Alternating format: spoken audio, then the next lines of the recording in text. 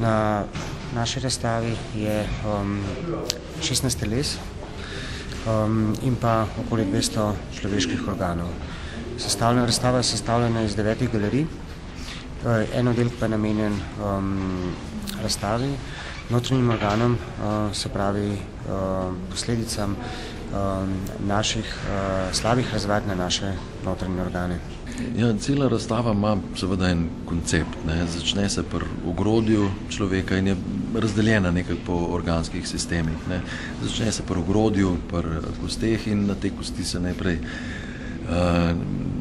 naslednji sistem, ki ga raziskujemo, so mišice in potem ti notranji organi, živčevje, prebavila, izločala, žilni sistem in tako naprej. Tako da si vse te sisteme lahko zelo živo pogledamo in tisto, kar je najbolj tudi zanimivo, ja, pa tisto, kar nas na nek način najbolj prepriča, je to, da gre za dejansko za telesa, ki so preparirane. Se pravi, nobena oblika ni podobna, ampak so vse oblike take, kot so nekoč funkcionirale, kot delujejo.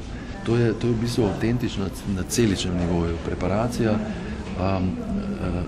organov temelji pravzaprav na tem, da se iz celic voda na nek način izloči, najprej s formalinom, potem z acetonom pri nizki temperaturi in te celične prostore potem nadomesti neka plastika. V večini teh primerov je to neka silikonska plastika.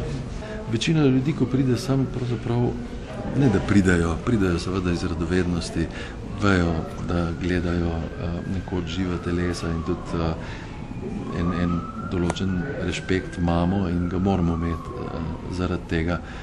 Hkrati pa lahko na zelo jasen način vidimo, kaj je to pri nas, na kak način se to pri nas dogaja. Kakršnokoli težavo že imamo sami, vedno se ljudje najbolj ustavijo pri tistem, kar je bil njihov problem.